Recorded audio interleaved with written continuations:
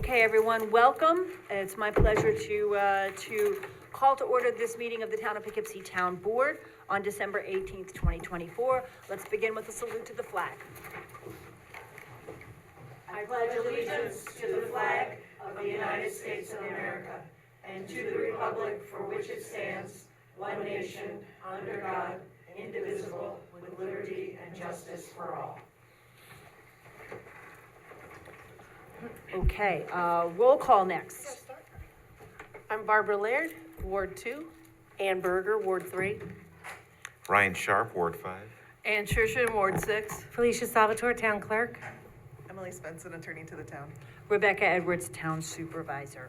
Okay, we begin with 2 public hearings tonight. So we do those first and foremost before we do anything else. And let's just jump right in. The first public hearing is to talk about a special use permit application for a short-term rental unhosted at 220 Wilbur Boulevard in town of Poughkeepsie. So I don't need to read this whole thing. No, you need to make a motion to... I'd make a motion to open the hearing. Okay, so second? Second. All those in favor? Aye. Any opposed? Okay, the public hearing is open on a short-term rental at 220 Wilbur Boulevard. Do we have anyone in the room who would like to speak? Anybody? Yes, go right ahead. If you want to come forward, we've got 2 mics here, and if you sit down and let us know who you are, what your address is, and welcome. Thank you. Can you hear me? Yes. Yeah, my name is Andrew Mikas. I am the owner with my wife, Marissa, of 220 Wilbur Boulevard. I grew up here my entire life. As you have said, it's unhosted, so we no longer live there. For the last 3 years, we reside in Ocean City, New Jersey. We've owned the home since 2018, and we've operated it as a STR since 2019, but obviously there was no permit required till now. My parents live right up the road from 220 Wilbur Boulevard. They check on it often, every day almost. We've had no complaints from any neighbors, and we are here just to represent it and fill in for whatever we need to do. But yeah, we would love to continue operating it as such. Thank you so much. Thank you. And I take it your parents are available to cover if anything happens while you have people renting there? Okay. Absolutely, yeah. Great. Thank you. Thank you. Okay, is there anyone else who would like to speak? Anyone online or anyone here in the room? On 220 Wilbur? Okay, seeing none? Oops. Oh, whoop, okay. Yes? C? If you can unmute yourself?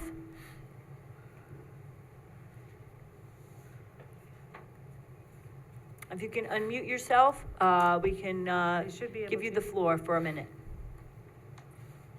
Yes, welcome. Okay, sorry about that. That's okay. Well, first of all, I would like to address that the board has been discussing housing shortages in the town, and an unhosted Airbnb really deprives someone else of a chance to live in our neighborhood and become a community member.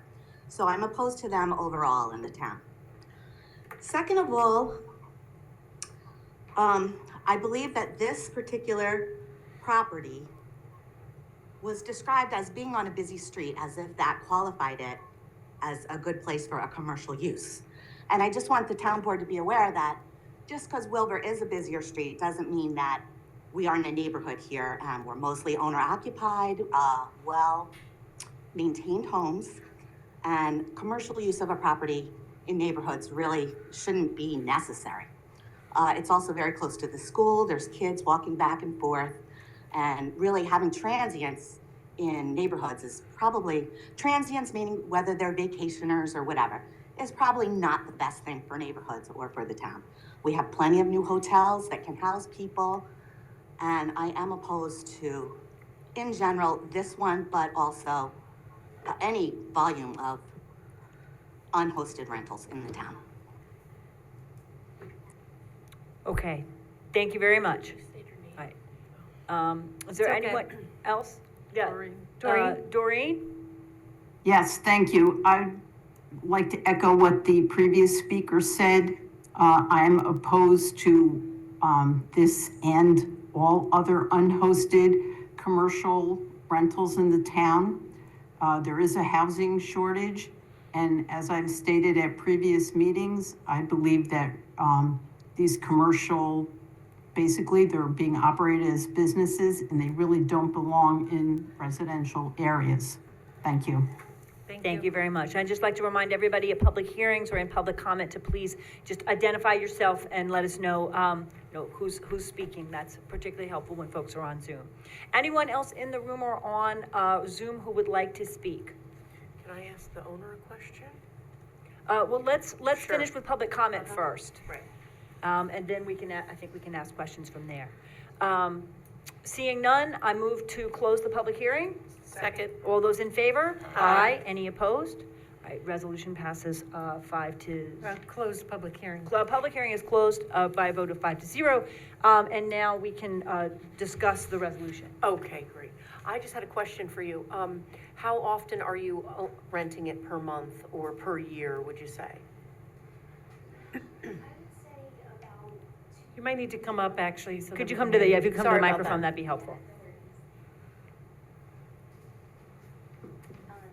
I would say that we host it about 2 to 3 times a month, and mostly to young families or families visiting the colleges, sometimes contractors in the area that are doing work for IBM, since we're right down the road from them. Okay. And any incidents at the house so far? I mean, not that the public would want to know about, or police interaction, or not like someone, left it a mess per se, but more something that would affect the community. Right, yeah, there have been no incidents. We've been renting for 5 years, and our first month renting, we had one woman who claimed to book in the name of her mother. Can you speak up just a little? Sorry. Oh, yeah, sorry, can you hear me now? Oh, very good. One woman who was under the identity of her number, and that's whose driver's license that she uploaded. And she booked for her and her sister to have, a night to stay at the property. And she did throw a party. So that was 5 years ago at this point. And since then, Airbnb has really hunkered down on their security checks and how they validate people's profiles. And we've learned from that early mistake as well and have had no incidents since then.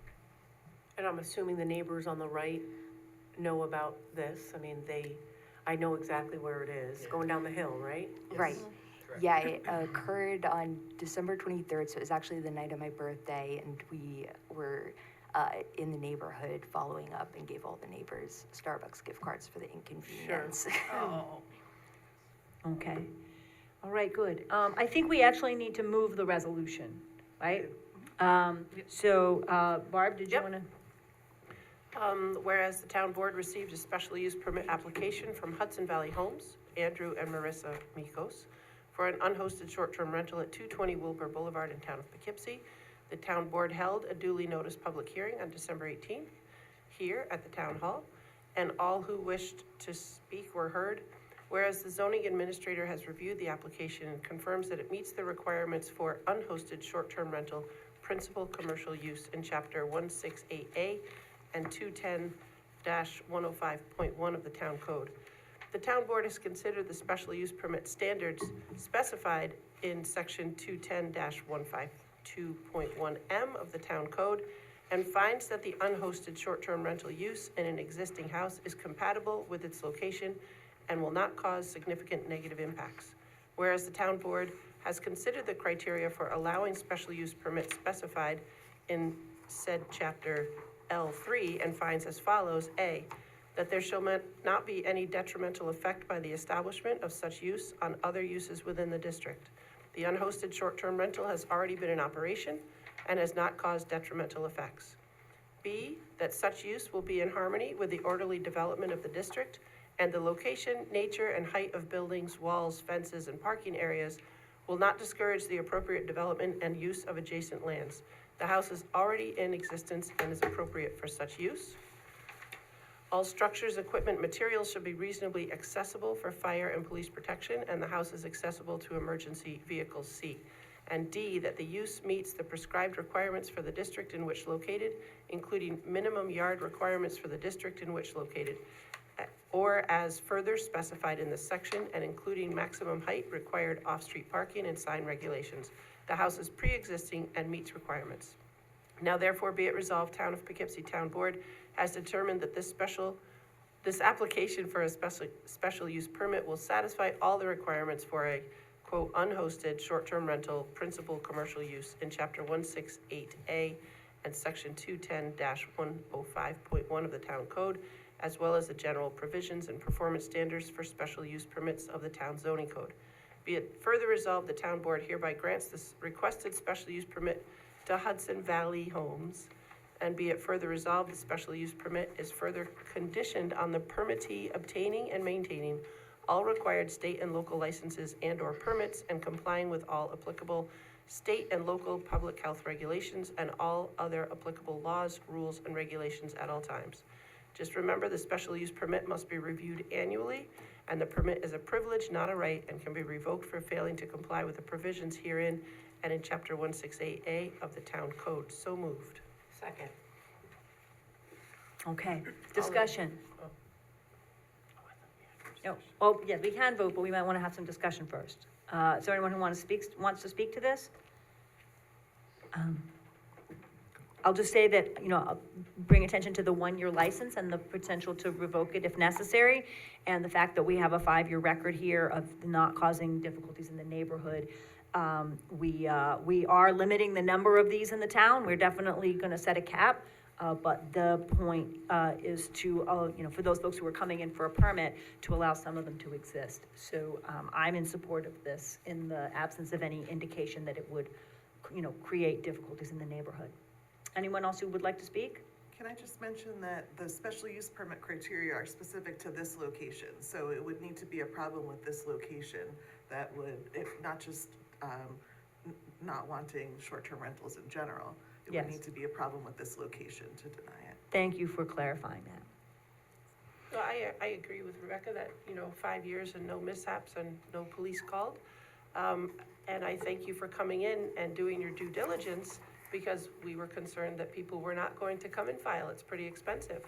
So thank you for following the law and doing what you're supposed to do.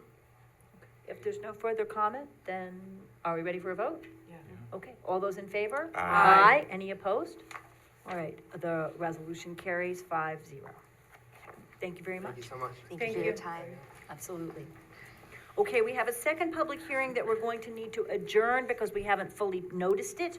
So we will not be taking a vote tonight, but we will open the public hearing. Ann, if you could do the honors, and then we will, after we've publicly noticed it in the newspaper, we will be continuing this in January. So it's gonna take us a couple meetings. Resolution number 2. There is no resolution, you're just gonna need to Yeah. open the public hearing. Oh, you're right, because there's no resolution with No. it. Okay. Anyone can. I'll open the public. So I move to open the public hearing on the short-term rental at 6 Conifer Court. Second. Okay, all those in favor? Aye. Any opposed? All right, so the public hearing is open. Is there anyone who wishes to speak on the short-term rental proposal at 6 Conifer Court? Okay, yes?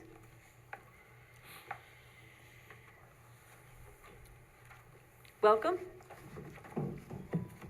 Steve Oscliffe, TEL Court. Actually, it's not so much commenting on the merits of it, but noticing more in the announcements and that.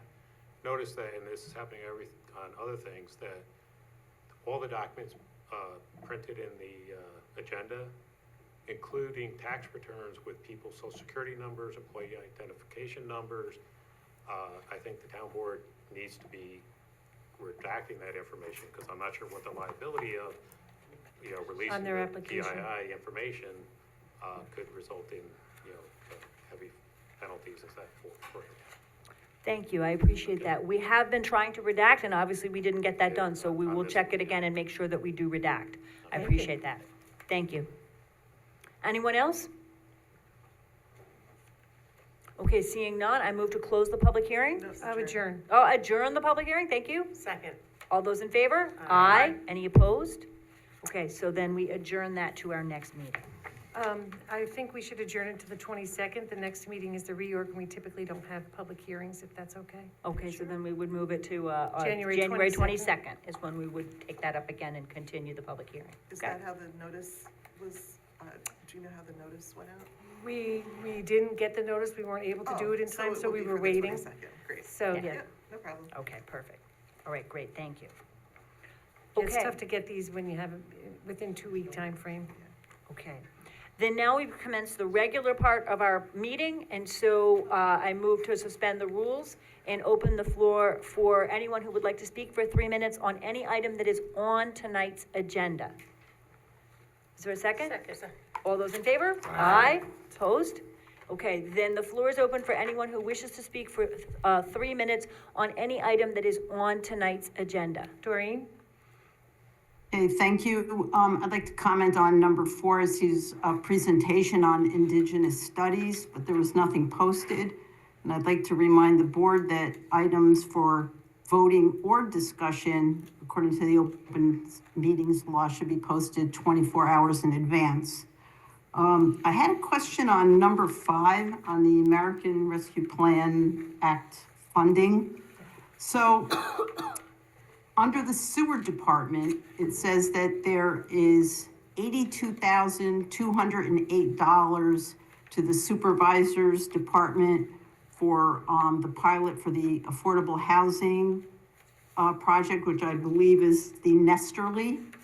And that seems like a lot of money. Is that for 1 year? And also, originally, when I had talked to the supervisor about this back in May, you had said that you were hoping that there was a chance that the Dutchess County Housing Trust might fund this as a 2-year pilot. So I'd like to know if Right. you looked into that and what the cost is. So, And then the other thing on there for the sewer department, it says $14,000 is going to the comptroller's office. And then when you go to the comptroller's office section, it says that there is an amount up to $14,000 for the annual town newspaper. So what is the annual town newspaper, and why would that be under the comptroller's budget? And any amount not used for that, it said, would go to comptroller-related equipment, et cetera. so I'm gonna try to give like the 30-second answer and then push it to the actual discussion of that resolution. But to answer the first question, it's a 2-year pilot, and it is, the Housing Trust Fund is not open to that program right now, or does not appear to have funds, but we could potentially approach the county about continuing to fund it if it's successful. And the communications, sometime before, several years back, communications was located in the comptroller's office. So we pay our communications consultant out of the comptroller's office. And so things related to communications, including this pilot town newspaper, which would be a first newspaper to once annually send something to all town residents about town government, would fit there because that's where it has been in prior budgets. We could revisit that in the future, but that's where communications has been housed. So, okay? Okay, thank you. Thank you. Anyone else who wants to speak on items that are on the agenda tonight? Yes.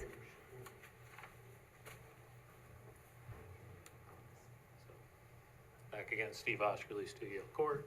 Actually, bringing up on the ARPA funds, that 14,000 for a town newspaper. Checking my watch, we're 2024, almost 25. The town currently has a number of methods of communicating to the public, their website, their, I don't call it Poughkeepsie, we call it Dutchess delivery, but the email and messaging. I don't think it's a wise thing to spend money on a newspaper that is going to be mailed out to people. 90% of them, I would guess, are going to go right in the recycle bin, because that's what happens with me. Communicating with the residents is important, but I think a newspaper, calling it a newspaper as opposed to doing information. If there's an information mailing or something, that certainly makes sense, but to have a newspaper, to me, it looks more like a campaign document. Thank you. Okay, thanks very much. Is there anyone else who wanted to speak on items that are on tonight's agenda? Okay, seeing none, I move that we return to regular business. Second? All those in favor? Aye. Any opposed? All right, then we will begin with the appointment of Police Officer Joseph Scheibel. So resolution number 3. Be it resolved that the town board of the town of Poughkeepsie does hereby appoint Joseph, how am I pronouncing that? Scheibel to the position of full-time police officer under the provisions of civil service law at the starting yearly salary of $72,207.34, effective January 6, 2025, which appointment shall be subject to a probationary period as described by the rules for the classified civil service of Dutchess County in effect as of the date of this resolution. Be it further resolved that the supervisor is authorized to execute and file all documentation required by the Dutchess County Department of Human Resources in connection with this appointment. So moved. Second. Any discussion? Just want to welcome the officer aboard. Very glad to have you with us at the start of the year, and very much look forward to working with you. Anyone else? All those in favor? Aye. Any opposed? All right, the resolution carries unanimously. Welcome.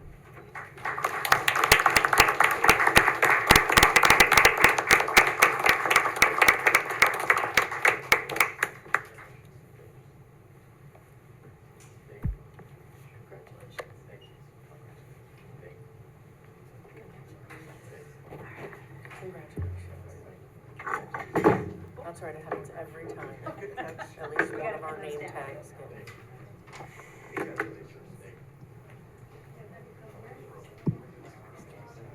No, I mean. Raise your right hand. I, Joseph Scheibel, I, Joseph Scheibel, do solemnly swear do solemnly swear that I will support the Constitution that I will support the Constitution of the United States of the United States and the Constitution of the State of New York, and the Constitution of the State of New and York, that I will faithfully discharge and that I will faithfully discharge the duties of the duties of Town of Poughkeepsie Police Officer Town of Poughkeepsie Police Officer according to the best of my abilities. according to the best of my abilities. Congratulations. Thank you.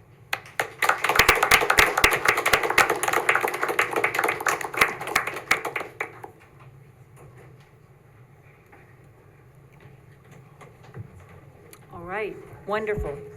Okay, so, and next we have a presentation.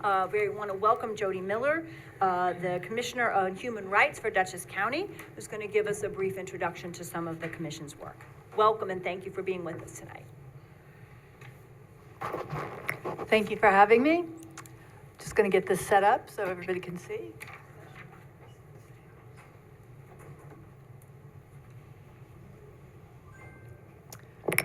Okay.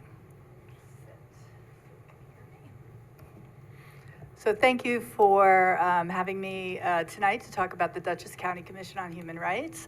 Our presentation's been rescheduled a few times, so I appreciate your time. So the reason that we go out to towns, villages, cities, and meet with boards and communities is because the Dutchess County Commission on Human Rights is here to serve the entire county of Dutchess. And we find that it's like the best way to get out and meet people and learn a little bit about what's happening in all the different communities here in Dutchess County. So I'm really, again, thank you for giving me time on this agenda. So what I'm going to do tonight is kind of run through what our purpose is, what we do, what we don't do, and some of the key projects that we have touched on over the years and some of the key work that we're doing now. So we're introducing our work, how we can assist communities throughout the county and develop a closer collaboration with the municipalities. We were originally established in 1984 under the leadership of County Executive Lucille Pattison, and reestablished in 2016 under the leadership of Mark Molinaro and the county legislature. We're comprised of, I'm the executive director, and we have 14 community leader volunteers from throughout the county. Here's a list of our current commission members. They're all listed on the website with short bios. The website being dutchessny.gov/human rights, At the bottom, we have a list, there are some blue boxes, including commission members, how to become a commission member. They're all appointed by the county executive or the chair of the legislature. We do have an application process that is year-round. We accept applications. It closes on March 31st of every year. And then we go into a process of interviewing people and making recommendations to the county executive and the chair of the legislature. And those terms begin on October 1st generally. And they are 3-year terms unless they're filling a partial term. So we're really, really lucky to have so many people who are applying for the commission and serving on the commission. We have a very short mission. When we came up with this mission, we talked about having something that we could remember before having coffee in the morning, because missions can tend to be long. Defending human rights, bridging differences, and embracing diversity. And we really try to live that out in the work that we do. So the Commission on Human Rights, we are empowered by a county resolution. And that county resolution that established or reestablished the commission in 2016 also laid out what we are empowered to do and our purpose, as well as what we don't do. So as you can see from this slide, we do a lot of education, dialogue work, convening people, and helping to address tension and conflict in communities that sometimes comes up around difference. It sometimes comes up around hate and bias. And also serve as a way to, as a resource, we get calls from people on a whole range of issues. And I heard one of the speakers say something earlier.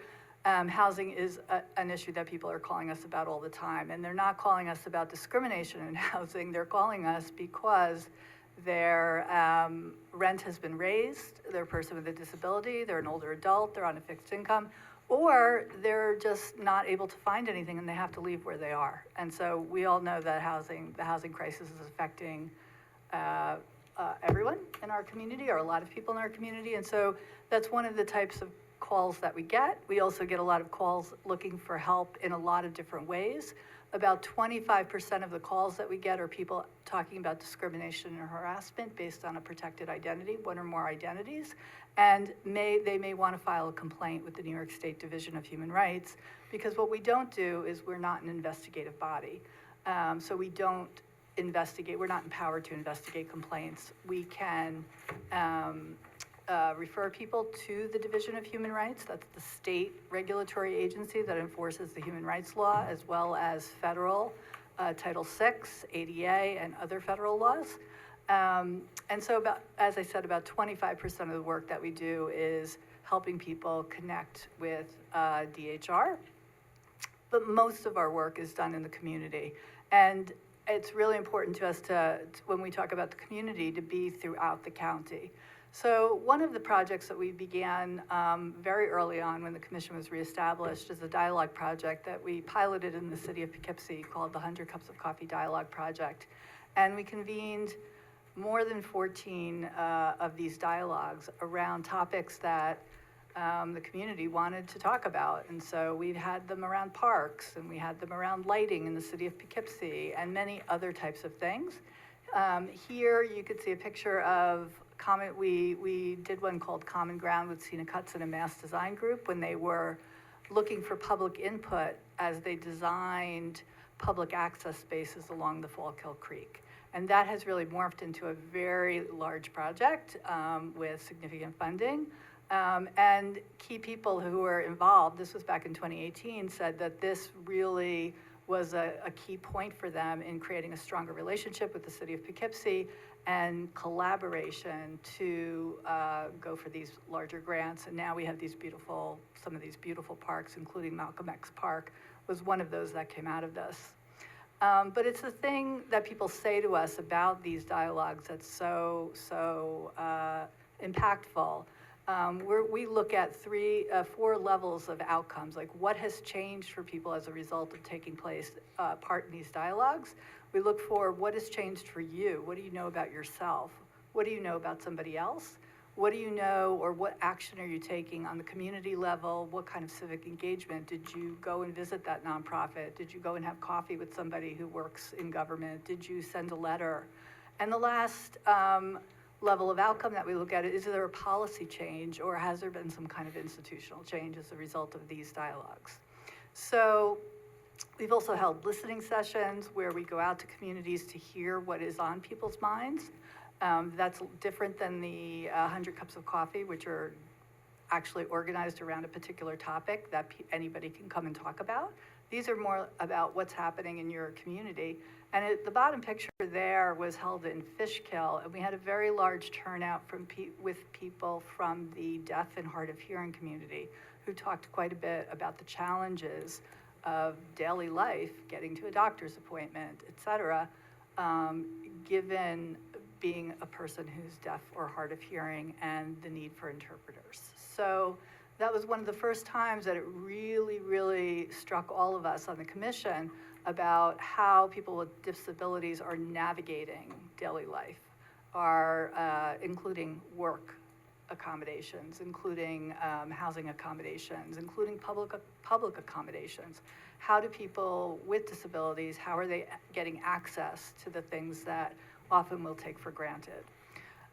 We've also done a lot of work around addressing hate and bias in a few different ways, including bystander intervention training through the organization Right to Be. Those are virtual trainings. We've collaborated with the Dutchess County African American Clergy Association, law enforcement, and several other organizations. Few years ago, we held a march against hate. And you'll see the Nazi flag hanging in this window. That was also a few years back. Eventually, we were able to convene a group of people, stakeholders in the community, including supervisor. They had a conversation and figured out some steps to take that hadn't been considered before that were very effective. So you never know what's going to come out of a group conversation when you come together to address a problem. So we've done a speaker series in collaboration with other human rights commissions. Those are archived on our website, the recordings. Law enforcement collaborations a few years ago under Executive Order 203, police having to come up with plans. We worked on that. So, and this is a conference that we've been holding for the past 3 years with the FDR Library and BOCES and a couple of other organizations to engage youth around the Universal Declaration of Human Rights, which Eleanor Roosevelt was a key person in leading that process over a 2-year period after World War II. And a lot of high school students don't know that. So we've really made that a centerpiece for this conference. And what's been really great is to see them have dialogue around articles of the UDHR and how they're relevant today, 76 years after their adoption. Again, engaging with the community, out in communities, at their community day, at their events, facilitating and helping them wherever we can. That's been a really important part of our work.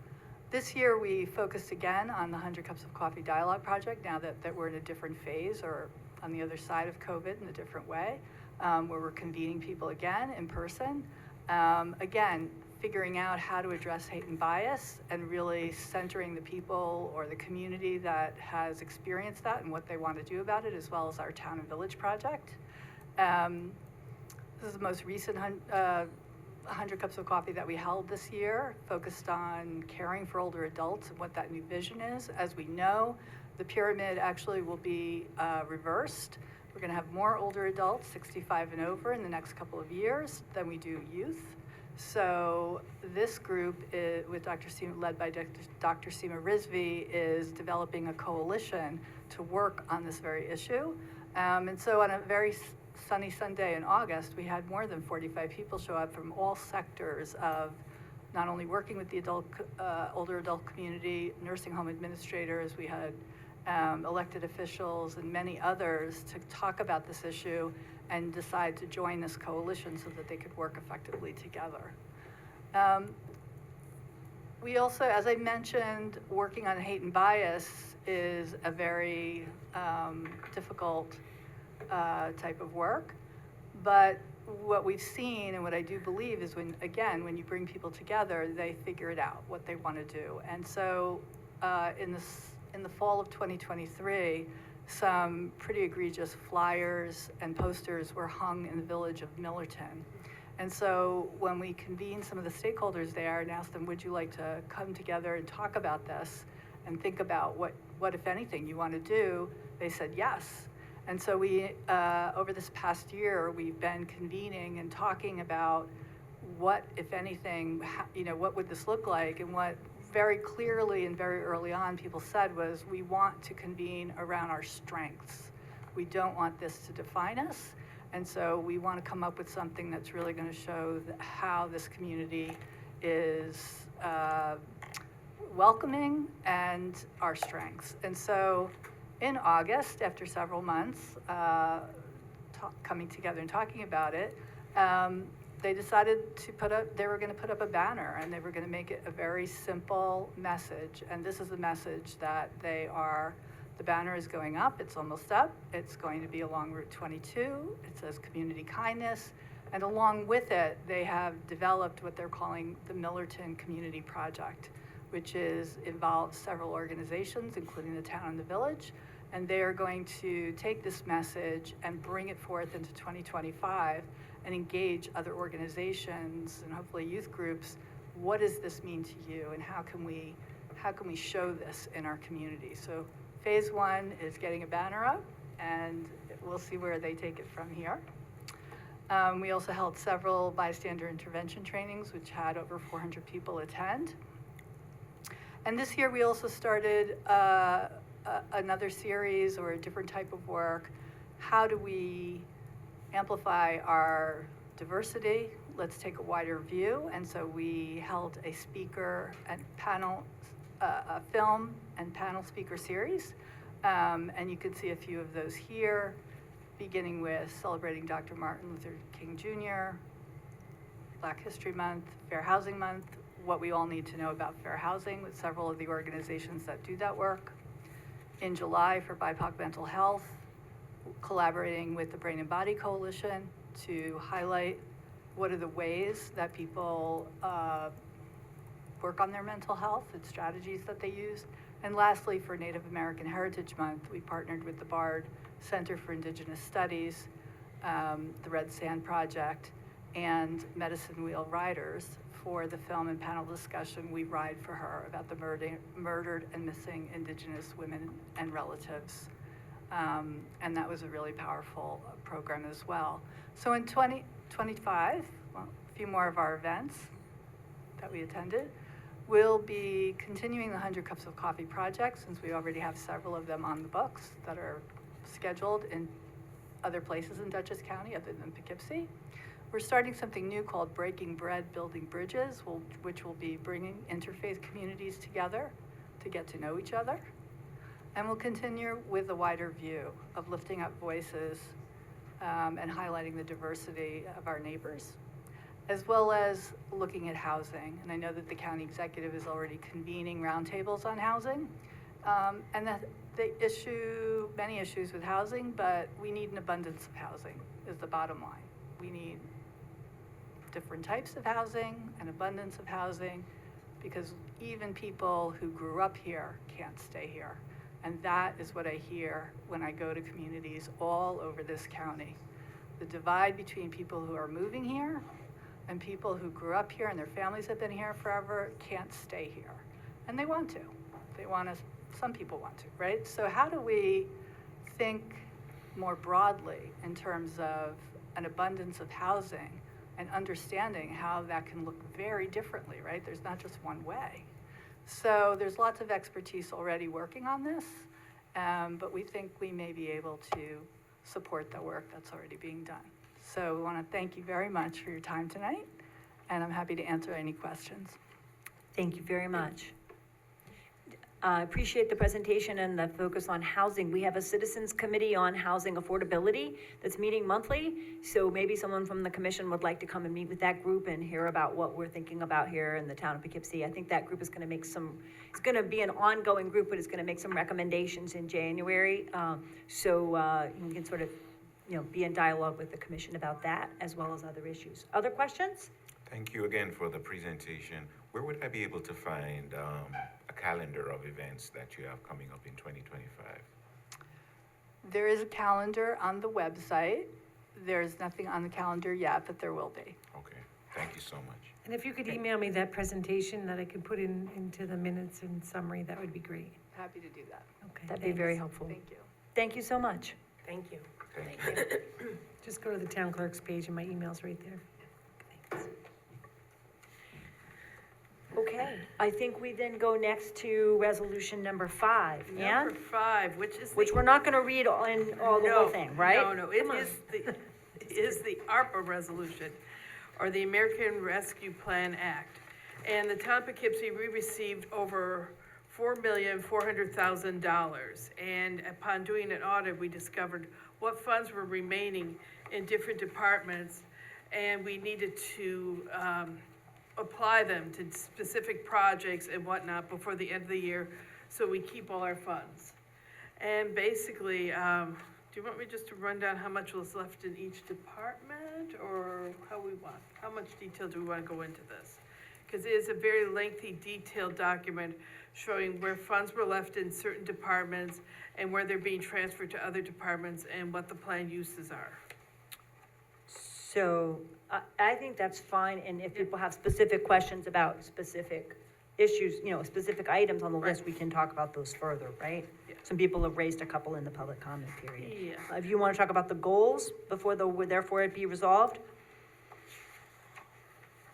The goal, or we can talk about those too. Anyway, yeah, where did you put?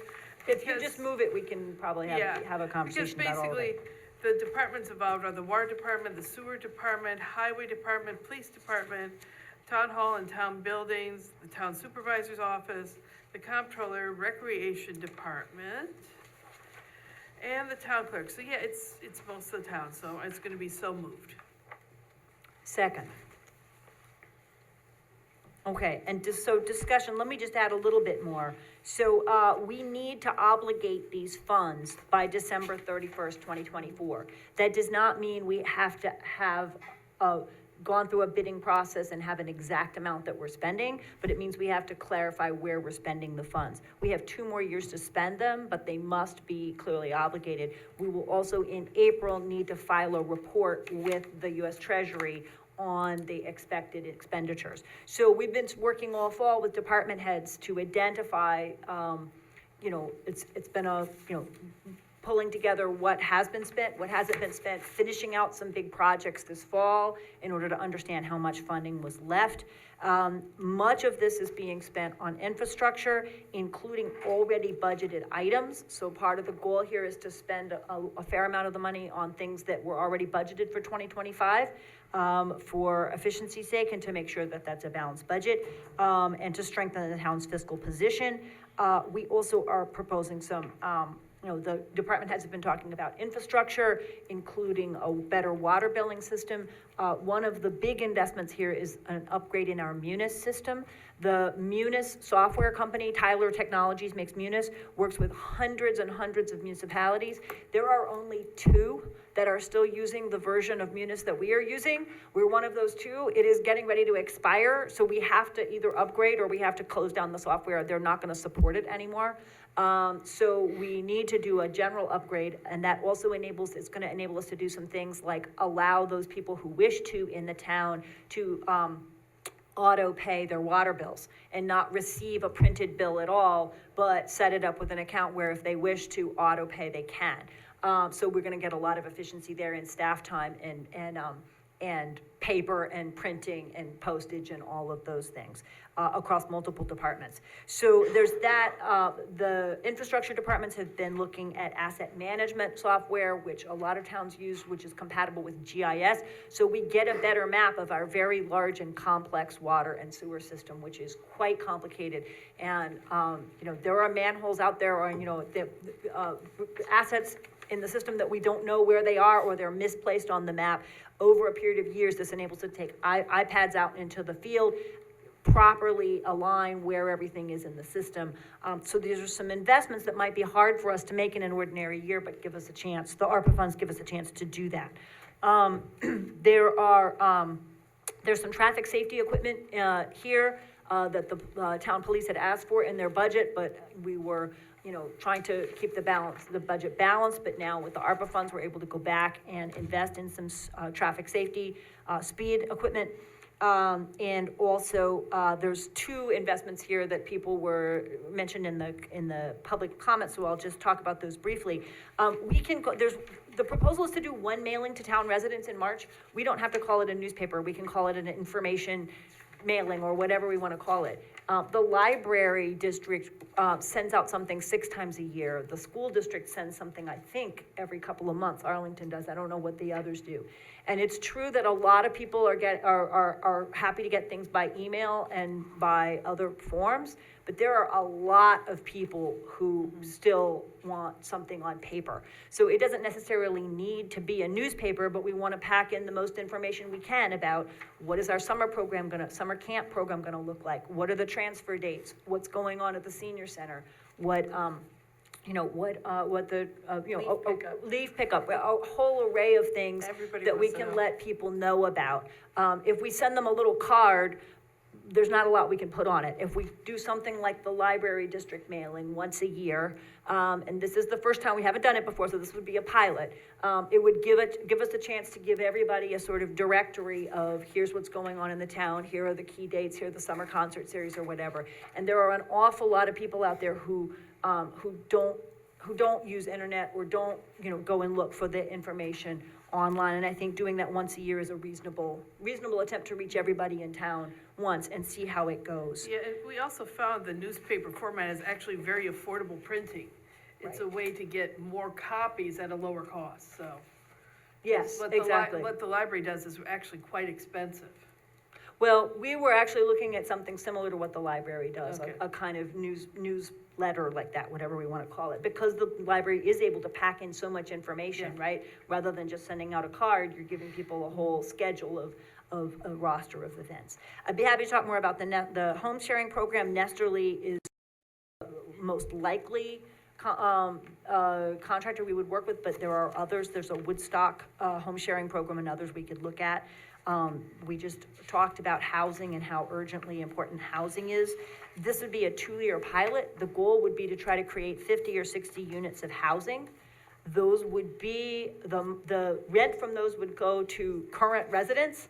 So it's not, you don't have to build something new. You're making use of bedrooms and spare space that people already have and setting up a strong support system and network so people can find renters to connect potential hosts and guests, as Nesterly calls them.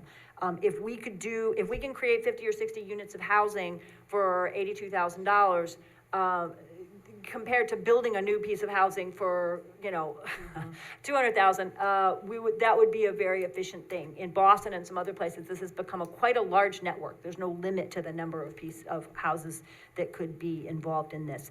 And it's immediate, we can think about building housing down the line, but this is something that could be implemented within a few months. So I think it's a pilot that's worth trying. Anyway, that's a little short overview. I just want to say thank you to the departments who have done the first page here tells you what the water and sewer and highway departments and police departments have done with the funds already. Water and sewer in particular did some huge projects. We have some town hall and town building upgrades that we definitely need to work on, including maybe the paving on the upper parking lot here for anybody who came in tonight through that parking lot. That might be on the list.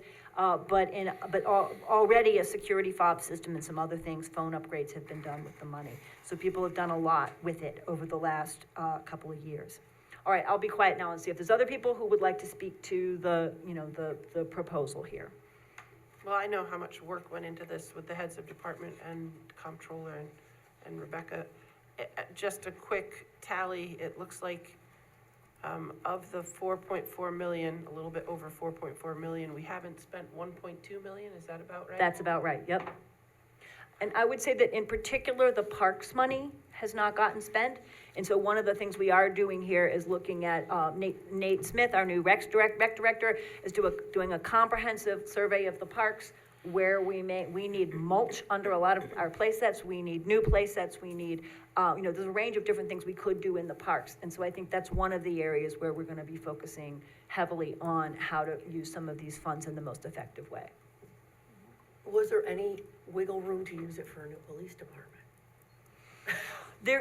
We are using ARPA funds for the study, and those proposals just came in yesterday, for a feasibility study of whether the town police could fit in this building. And so that feasibility study will be paid for by ARPA funds. Okay. Was it also paying for the mold? And it's also paying for mold remediation at the current police building. It's already paid for substantial roof repairs at the current police building. I mean, a fair number of ARPA funds actually went to the current police building. And if you go and look at the town buildings piece, right? There are some funds there, principal tasks, for town building related equipment, supplies and contracted services. There are some funding there to kind of make sure that we can keep things going. I believe that in addition to obligating it by the end of this year, it also needs to be completely spent within 2 years, right? That's correct. So you have to be sure these are things you can spend it on, soon. Exactly. In the parks budget, we do contemplate that if possible, we're looking at purchasing the North 100 acres over there for a new park. And the town's contribution to that would be $100,000. There's $1 million of grant money that, with Mike Welty's incredible leadership, we've put together a project with Scenic Hudson and some state and federal funds. But we could take some of the park ARPA funds and use it toward that acquisition of that new park and potential, building of trails in those new parks. Nice. So, we're trying to strike a balance between being specific about needs and loose enough that as things evolve, there's a little bit of room here to adjust. It's kind of exciting right before Christmas to get $1.2 million. Spend it wisely. Anybody else? I mean, not get it, but just use it. Yeah, well, make sure that we don't lose it, right? We've been working That's since. the main thing, no losing. Don't lose We it. kind of started, and Felicia's had been it. involved in this huge project for records management. So this is something we've been working on really What's all that? year. I saw in here the large document. I wish I could scanner. show pictures on this video screen of what the area of those maps used to look like. It was frightening. I mean, I've had people from the New York State Archives down here, and they look at it and they go, whoa. Yeah. And it's almost empty. So, I mean, I'm not taking any credit. I have my two in my staff, and then I have Rebecca and Kristen in building that have been working tirelessly. And it's just, as you're pulling out old maps that haven't been looked at in many, many, many, many, many years, you're finding that there's mouse families and all kinds of things that are in rolled up maps. And it's been quite a project. And without ARPA funds, it probably would have never gotten done, no offense, until we lit a match or something. I don't know what to say. But it's been very rewarding, and I hope to have it done, before I'm done. 'Cause And we've obligated those funds, so those funds have all project's been ongoing, but PO'd, yeah. and then we might get an agenda software program, which I asked for when I originally put in a proposal. That would be super wonderful. And then we're also getting a scanner, which I did get a PO for. I just can't think about purchasing it until the beginning of the year, but that's gonna be, to help stop the bleed of paper. That'll be wonderful. We have a few months to think about this at the beginning of the year, but one of the things we are proposing is an agenda management program that would allow the planning board, the zoning board, and the town board to have all our papers on an iPad or some kind of tablet. It would save us many hours of staff time, and it would save reams of paper. I wanted to bring in we had a packet, 2 meetings back, that was, I swear each one of us was a ream of paper, right? I've done demos right. over and over, throughout the years, and it's not just those boards. The Community Housing Committee, some of them have up to 8 boards or committees that could also use the program. So it's not just those main boards, it'll be super helpful. What I like about it is it also makes the decisions afterwards much easier to search for both the Right. public and for anybody who's looking to sort of track, okay, when did they make this decision, or what was that resolution? Because instead of being one big packet of PDF. And it I would be apologize for separate, that, so. but it's just, No. I have no time to, and what Steve brought up about the, you know, the different things that I get, you know, sometimes I get what I get, and I don't have time to look at every little thing, and now I'm gonna have to be more diligent. So we can be It's- careful. yes, Yeah, it's so gonna be crazy. the agenda program Less helps, is more, so- I think, less is Yeah. more. So I think we're gonna start with the planning Sorry. board, but we might wanna talk about whether our board is willing to experiment with that, or at least some of us are willing to experiment with that and see if we can move forward with that. so. Looking forward to it in the 2025. All right. Anybody else? Good? Okay. All those in favor? Aye. Any opposed? All right, the resolution carries 5-0. Thank you. And I'll be working with department heads to make sure we get everything squared away by December 31st. Okay, resolution number 6 is the first of 6A,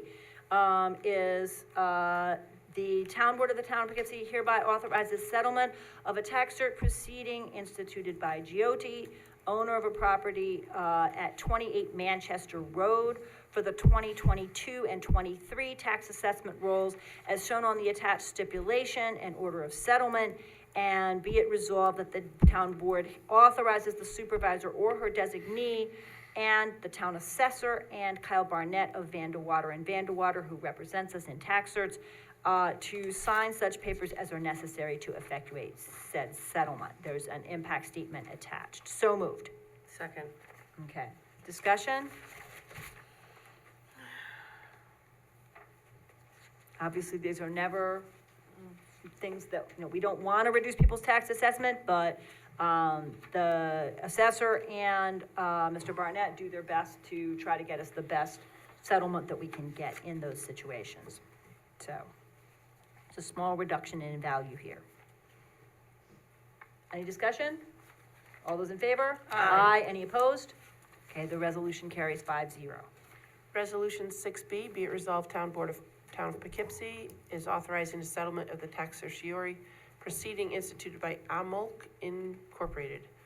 This property is on 2194 South Road, Poughkeepsie.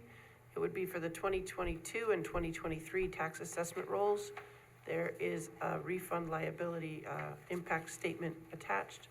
Be it further resolved, Town Board of Town of Poughkeepsie does hereby authorize the supervisor and or her designee, Town Assessor Jennifer Mund and Kyle Barnett of Vandewater to sign such papers as are necessary to effectuate said settlement.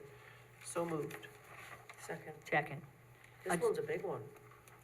It is. They worked very, very hard to, they always work very hard to make sure that there's no, requirement to refund for prior years. Right, so that was my next question. There's no refund, right? There is not. There's a little asterisk down at the bottom on the second page. Town and special district refunds have been waived as part of the Okay. settlement. So, What's this business? Do we know? I mean, I could look it up. I think there's multiple tenants there. Oh, it's residential. No, I mean, commercial tenants. I businesses. think it's a property that has multiple commercial tenants.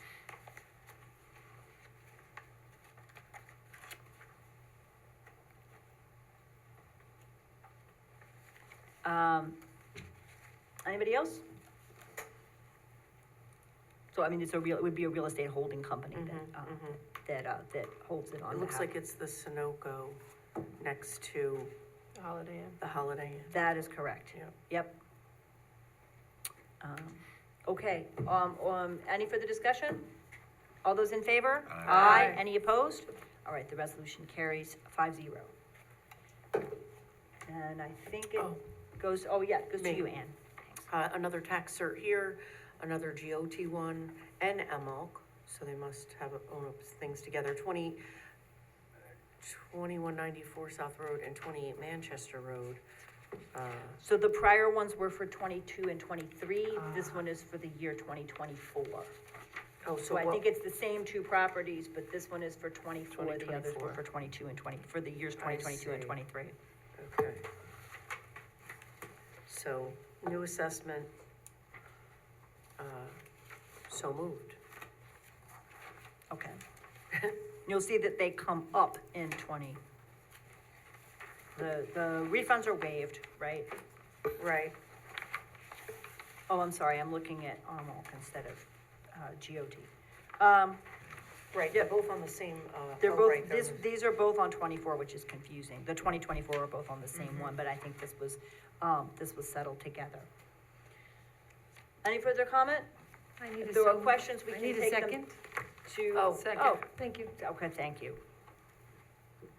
All right, any further discussion? If there are people have questions, and I know there's 2 board members who aren't here tonight, we can also reach out to Jennifer Mund and see if we can get further explanation.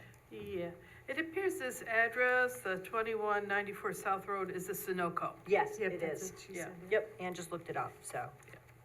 And then 28 Manchester Road, is that another gas station? yes, Yeah. it's that Yep. other Yep. little one over there. Okay. Yep. This is a different one than The I was name thinking. sounds familiar, I think they've been doing it for years. My brain works correctly. Okay, all those in favor? Aye. Any opposed? All right, the resolution carries 5-0. Thanks. Okay, disability plan, this is for discussion. Did we get documents on this? If we did, I did not get them today. Okay, That's- so then I think we should adjourn this. It was not for a vote tonight, it was a first discussion. It's just discussion. Every town that we know of in the Hudson Valley has a disability. Is it everyone but us? Well, we didn't call every single town, but Okay. to our knowledge, there aren't any other towns around here that don't have it, so we want to add it. But since it's for discussion only, I suggest that we, I think that this is something we could discuss on January 8th, because it's part of the new package for the new year. So I'd propose that we adjourn it to Table it? table Just it to table it. January 8th, okay?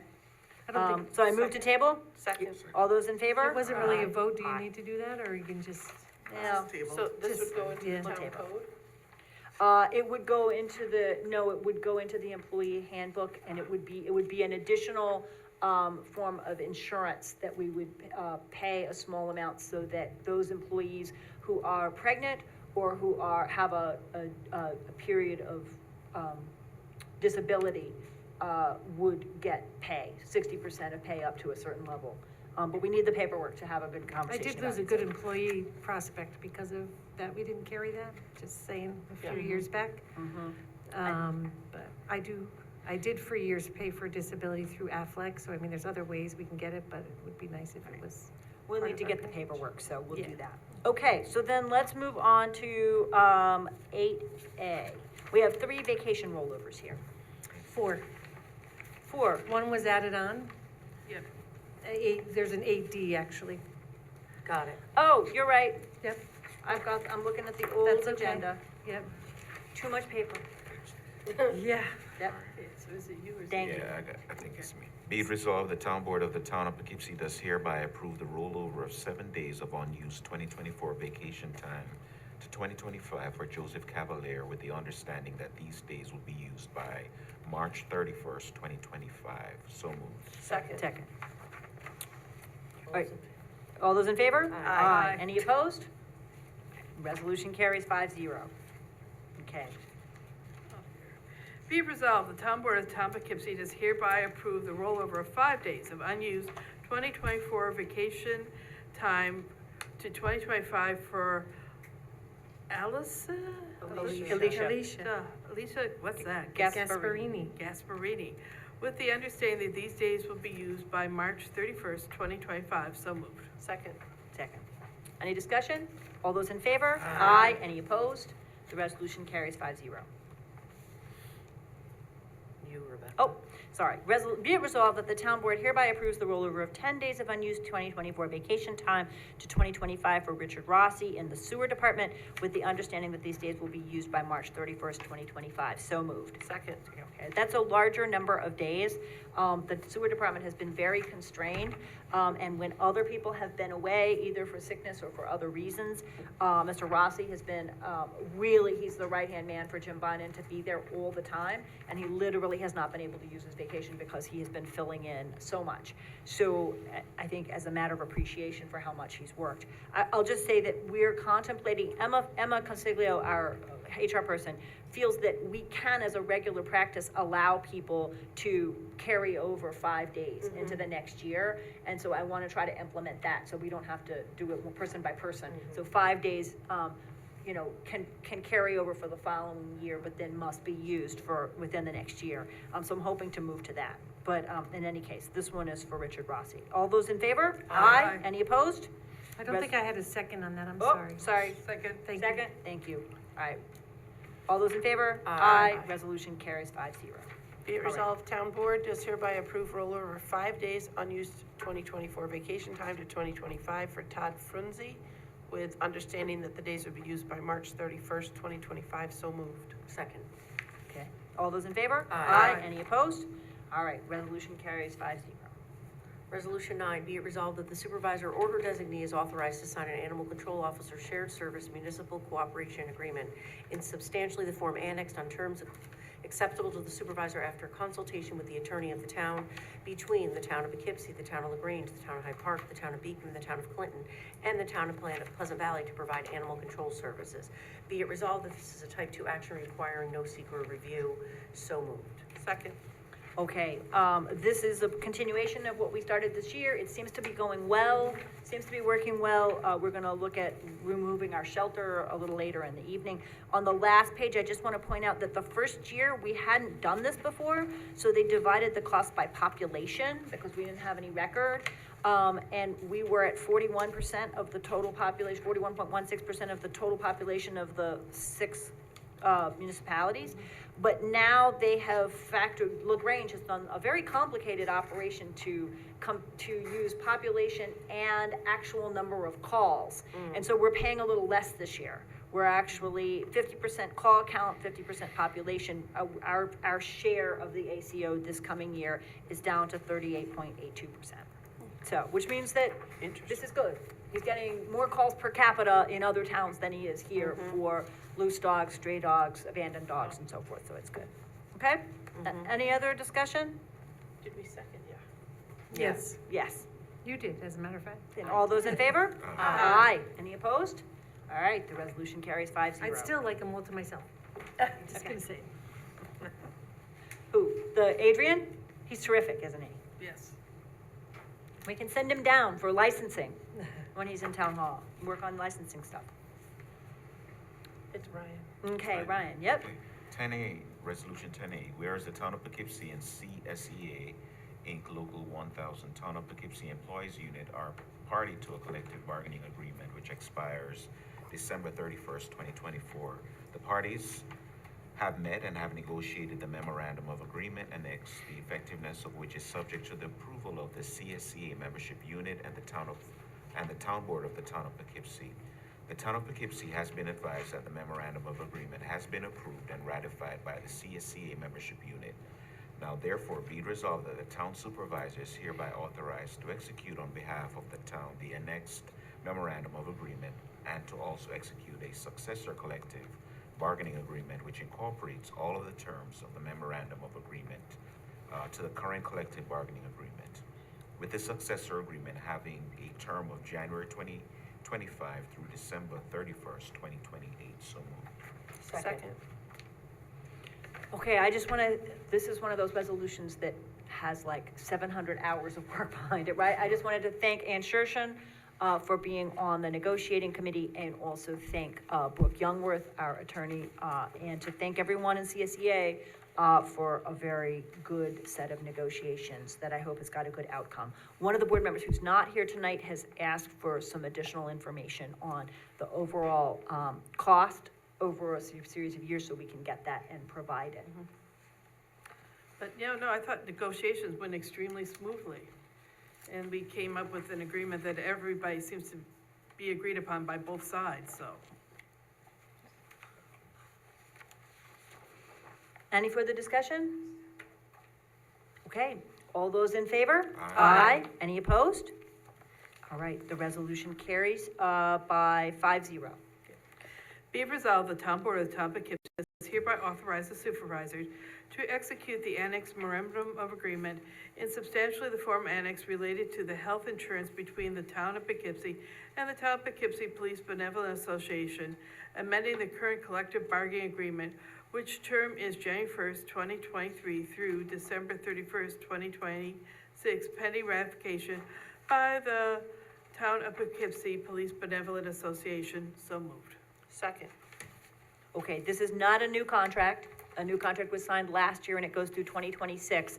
But the PBA were the only town employees who remained on New York Excelsior health insurance. And the state, at the end of this year, made that has said that that's no longer available to municipalities. Only direct state employees can use Excelsior. So this is the MOA that we worked out with the police over the last couple of months for moving them to our other three options. The whole unit doesn't need to go to one place. Each officer can choose whether they want the high deductible plan, the MVP, regular plan, or NISHIP Empire. But they can't stay on Excelsior because we can't offer it, so. Any questions, comments? Okay, are we ready? All those in favor? Aye. Any opposed? All right, the resolution carries 5-0. Okay, where are we? 11. It's me, 11. Okay, be it resolved that the town board does hereby accept the certificates of attendance for the following planning board members for training hours for 2024. Bob Simpson, Carl Whitehead, Michael Trabick, Nicole Giamatti, Peter Finelli, Rocco Romeo, Sharon McSween, Srikanth Siddham, and Stephen Levasseur. And be it further resolved that the town board hereby accepts the certificates of attendance for the following zoning board members for the ZBA training hours: Paul Leahy, Christine Soricelli, Arthur Grace, Anthony Gates, Larry Sloman, Phyllis Capone, Anthony Straka, and Linda Montanino. And I believe that there's a typo there in the very last word. It should be for 2024. Friendly amendment to, it wasn't in the year 2034. It's in the year 2024, so we can take that 3 out, okay? All right, so moved. Second. Okay, all those in favor? Aye. Any opposed? The resolution carries 5-0. Okay, Barb. Resolution 12, be it resolved, Town Board of Town of Poughkeepsie does hereby amend the Town of Poughkeepsie Employee Handbook, and summary of said revisions are as follows. So, new employee orientation, add training, a new hire, that's part of the job, and no additional pay is granted for that. Holidays would include Juneteenth as a paid holiday, right, paid? That's correct. Sick leave, revising the policy to eliminate that leave usage could not be less than 1 hour. Personal leave increment used to be more than 15 minutes. To change leave increment use to be more than 15-minute increments instead of half an hour. Medical insurance buyout, to clarify the policy, to confirm that employees on a retiree's plan cannot receive the buyout. The premium payment would be revised to add retirees of 10 to 19 years of service on both NISHIP and MVP. They'd be required to pay 50% of the retiree and 65% of spouse and dependent fees. Coverage for a retiree spouse, clarify the policy to confirm retirees are allowed to add a spouse or dependent after retirement. The retiree pays the change in premium if moving from individual to double or family. And flex spending, rename base plans for consideration of town contribution amounts. Also, the health insurance buyout amount adopted by the town board on December 6, 2023 is hereby rescinded, and the buyout amount shall now be $4,000 as reflected in the handbook. These sections referred to are annexed, and the full version of the employee handbook can be found in the town clerk's office. So moved. Second. Okay, any questions? There are a couple of things that we're bringing into compliance with practice. For example, NISHIP requires the town to pay 50% in order to offer NISHIP Empire, so we have to change that. And we were presuming, I think we've been assuming that the $7,000 buyout that was part of the Excelsior will go back to $4,000, but this is what officially makes that happen for next year. And base plans are for anybody who does not make a choice, right? For anyone who doesn't, an employee who doesn't select their plan. it's the kind of automatic fallback choice. Okay? So the sick leave revised policy eliminates that leave usage could not be, so it could be 15 minutes or 30 minutes of sick leave instead of 1 hour? Is that how I that believe reads? that's the case. Okay.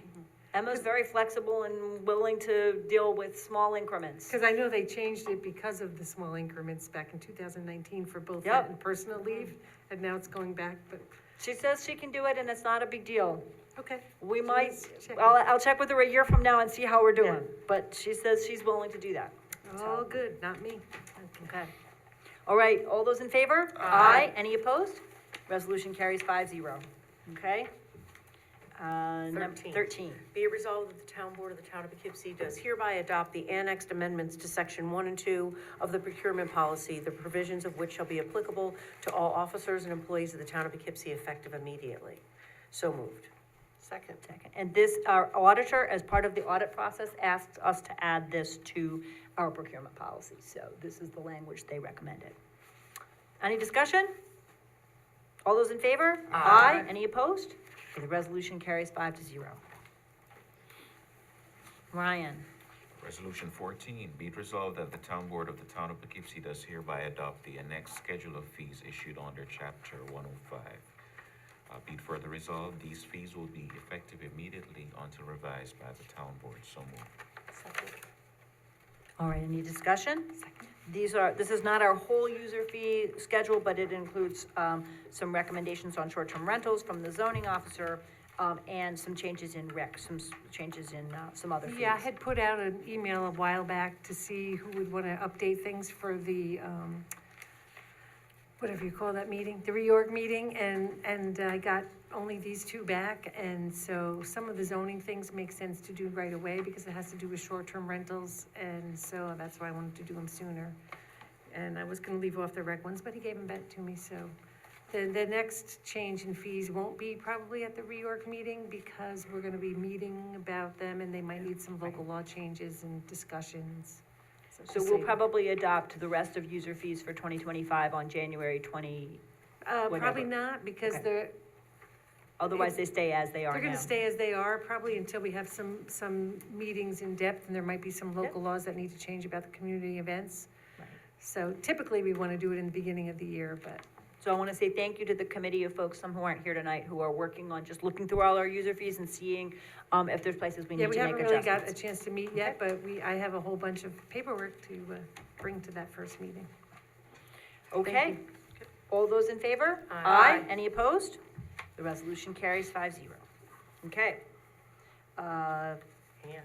Who's up? Ann. I believe Emma? Ann Ryan, is. you're up, Ann. No, yep, Emma? Yep, you're up. Okay. Whereas the town may be eligible for damages in litigation involving price fixing for PVC pipe sales, now therefore be resolved, the town board authorizes the supervisor to execute necessary documents to participate in such litigation, and be it resolved that the supervisor authorized to retain the firm of Napoli Shotik? Napoli, Skolnick. Skolnick, to represent the town's interests regarding a price-fixing litigation impacting various municipality water pipes. So moved. Second. All right, this is a class action suit. There's a series of manufacturers who are being sued for price collusion. We have used at least a few of their pipes. We're not sure how many yet, but we have made use of some of those pipes, so we're signing on in case, it's because we may be eligible for payment if a judgment were made. All those in favor? Aye. Any opposed? All right, the resolution carries 5-0. Supervisor Edwards, on 14, there was an amendment about it being effective January 1st, 2025. I may have not included that when I read the initial. Oh, that's okay, but these fees are effective, Yeah, January 1st, you're right, 2025. I'm sorry, Yeah. the Oh. revised version is, so this will happen on January 1st. Yep, and I think actually the amended thing mentioned that it was zoning and recreation only. Yes. Because all the other ones talk about the whole schedule, and I didn't want to print out the whole schedule. No. Yep, So I only took those few pages and Yes. changed it Thank quickly. good. So And the I new think version Ann- is zoning, it was Yeah, zoning Ann and forgot recreation. to, so the packet was wrong, so that's why I had to make it. And before you read 16, I don't know whose turn it is. It is yours, Rebecca. I believe it is. I'm also going to add October 1st. That was basically the special meeting where you just did a presentation. But I was going over everything before I put them up on the website tomorrow, and I missed that one. So the last time I did September 8th, I did, basically it's just the presentation, but it should be listed as October 1st, special town board meeting before Okay. October 9th. So be it resolved that the town board hereby accepts the minutes for October 1st, October 9th, October 16th, November 6th, and November 20th, 2024. So moved. Second. Okay, any discussion? All those in favor? Aye. Any opposed? The resolution carries 5-0. Okay, and then I think it goes to Clerk Salvatore I'm a-coming. for events. I only have one. And it's basically just a liquor license notification. It went to the city of Poughkeepsie by mistake, and it is Eshin Japanese Cuisine, which is located in the Galleria. And that's really all I have. In space D224, wherever the heck that is. And that's all I have. Thank you. Okay. Then the last thing we have is, I'll just go ahead and do this one if it's okay, is that we need to resolve, that the town board grant special consent for us to consider a dog control housing agreement with Much Mansion. And so moved. Second. Okay.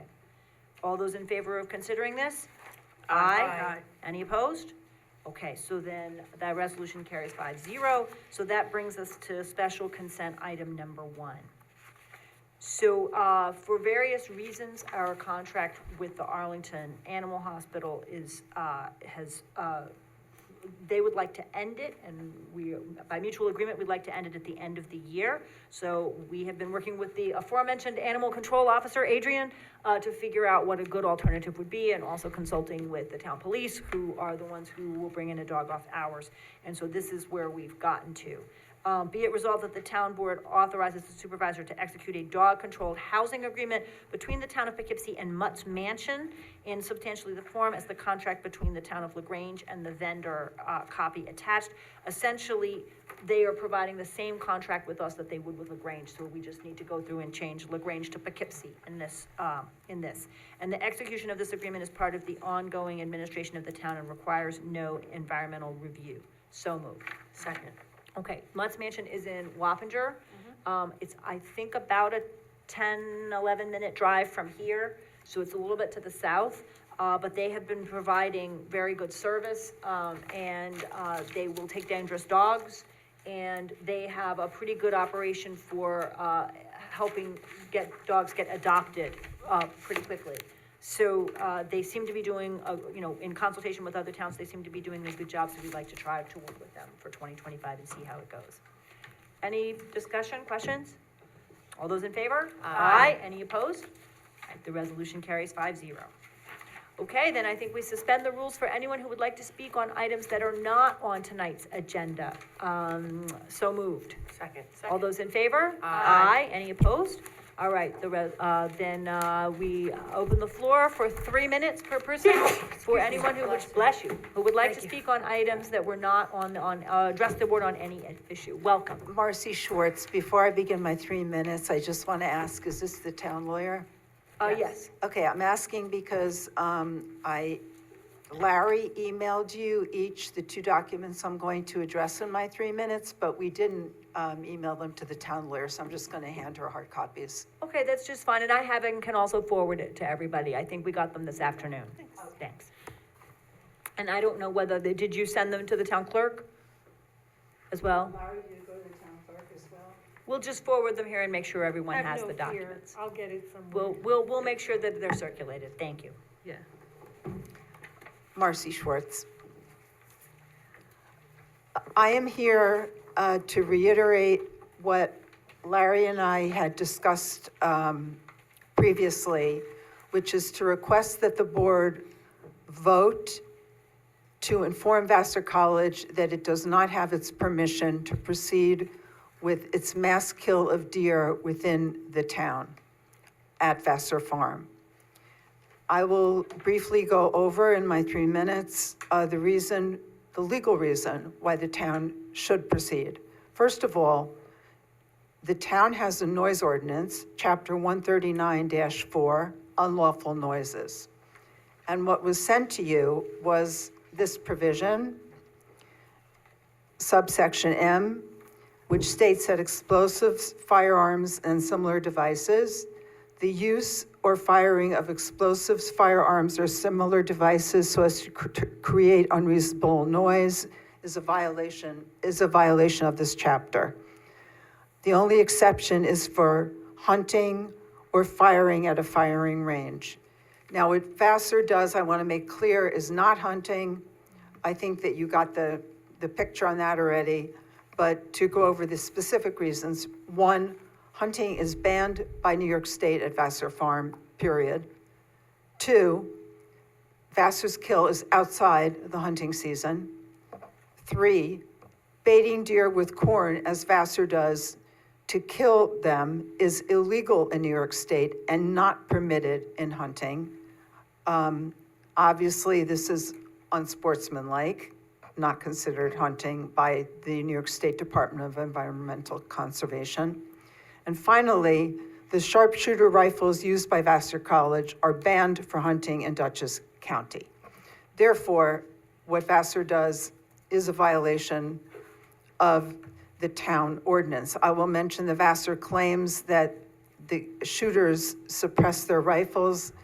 The semi-automatic rifles they use are not able to be suppressed to the decibel level permitted in the town noise ordinance. Therefore, it is a violation. Now, Vassar does receive from the New York State Department of Environmental Conservation, DEC for short, a deer damage permit that says that they can go ahead and shoot X amount of deer. However, there is an action-specific conditions section, which was also emailed to you today, number 4. That states, and I gotta bring this up to see this here. Permittees and agents must abide by local firearms discharge ordinance or obtain a written waiver from local authorities. Now, as far as I know, Vassar College has not sought a written waiver from this board on its town ordinance, on its noise ordinance. That makes what they're doing illegal. And I venture and ask the town not approve a waiver of the town noise ordinance that would allow Vassar to kill within town limits. Therefore, based on these 2 documents, I, as a town resident and as someone who finds what Vassar does by baiting deer onto Vassar Farm with corn in order to kill them abhorrent, I ask that the town, whom I believe is... We're at 4 minutes now, so if we could reach the end. Sorry. Thanks. I believe that the town, in majority, is against the kills, and therefore I ask that you vote against it and let Vassar know soon, before January, that it does not have a waiver of town law. Thank you very much. All right, we have another speaker here, and then we'll go to Zoom. Welcome.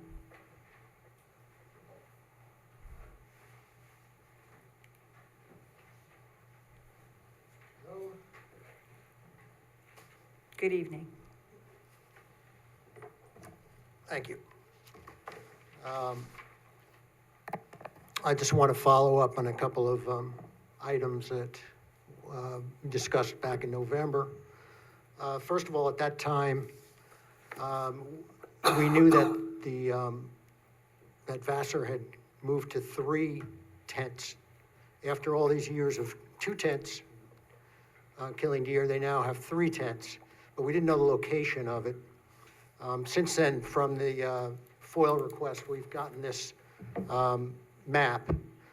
So this shows that there are now 3 tents, and the second tent is the one here. It's called site number 2, and it is in the town location. So the town now has double the amount of,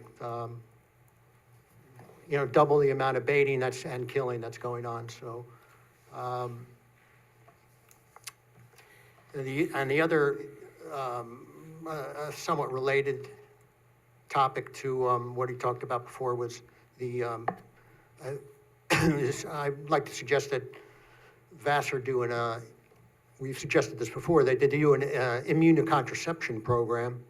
Vassar usually states that it's too expensive and it's not effective. And I think this is an option that could be pushed more as a compromise.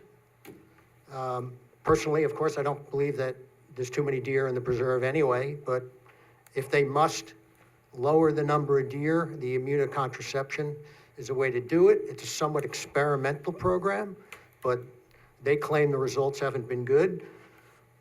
I think that you could find, if you look at evidence on that, it's early on evaluating it, but it looks much better than they kind of show it as.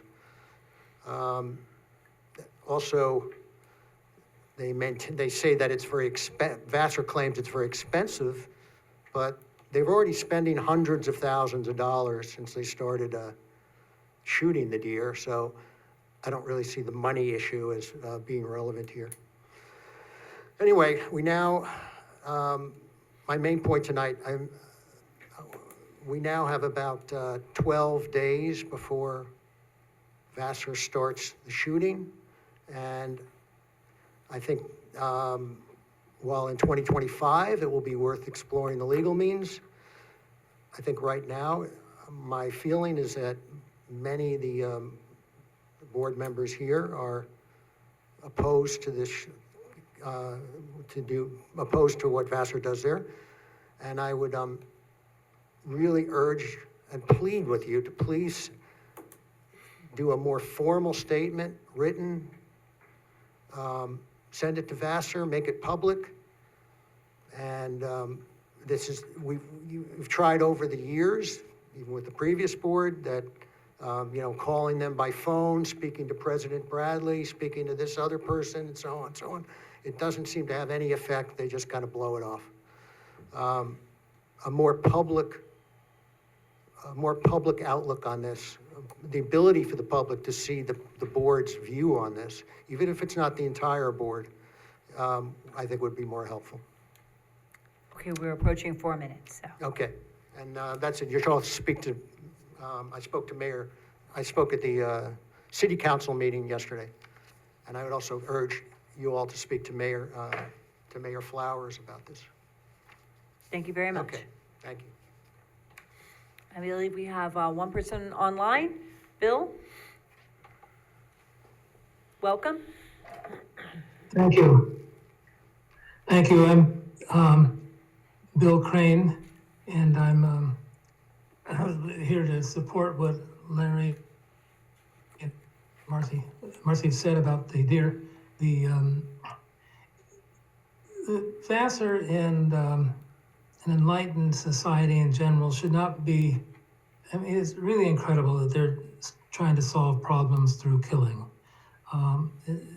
It's a board like yours, I've listened to several meetings. I urge you to take action. I really believe you don't believe that that's the way we should be solving problems in our society through killing. It's Larry mentioned immunocontraception. The evidence is very strong that it can work. And he mentioned he'd like you to take a position, begin some action, and get it in order to get a discussion going. At the minimum, take a stand. So I urge you to do that. These animals are sentient beings like us. They have many emotions like us.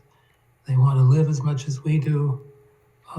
There must be a way for humane, rational people to solve this problem without shooting them to death. Thank you.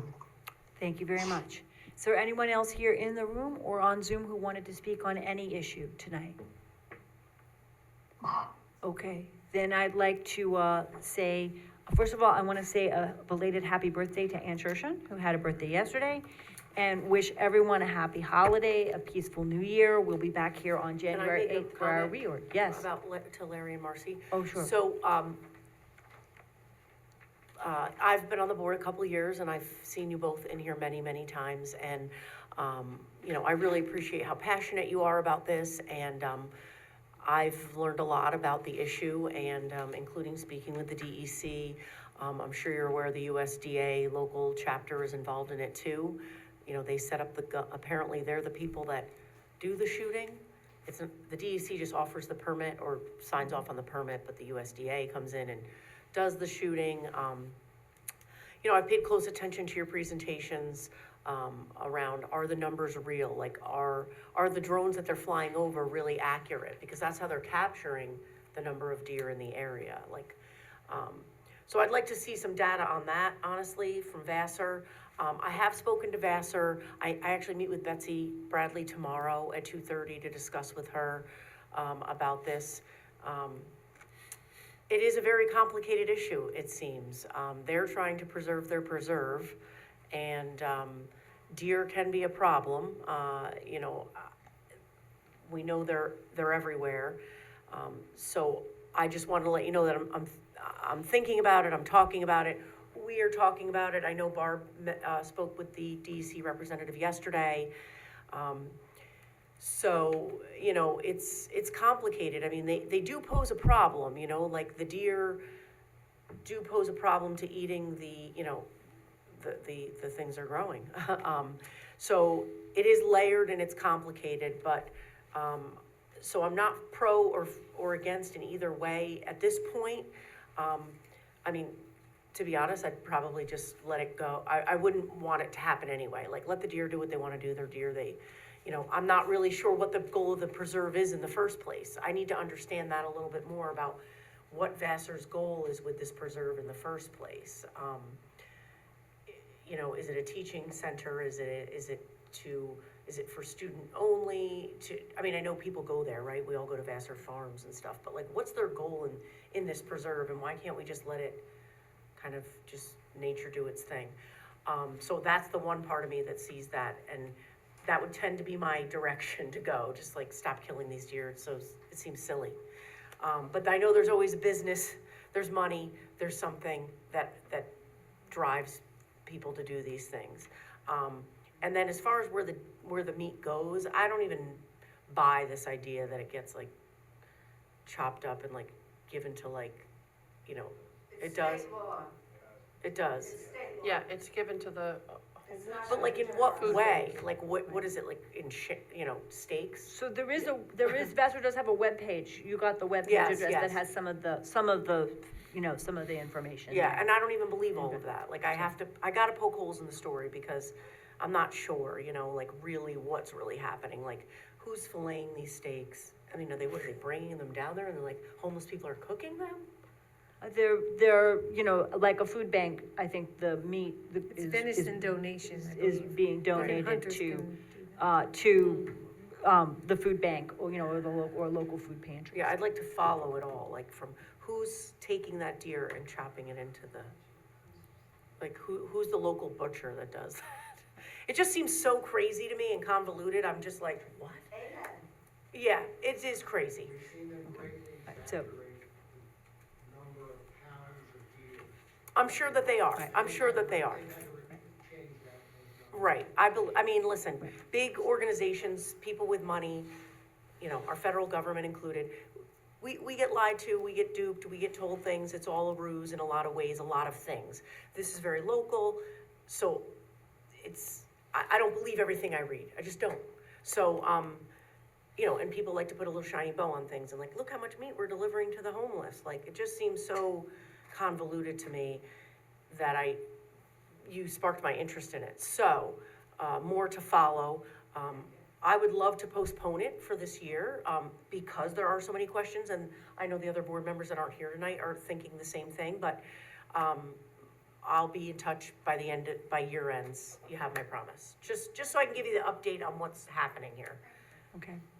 All right, thank you very much. So that's good to know that you'll be hearing back. All right.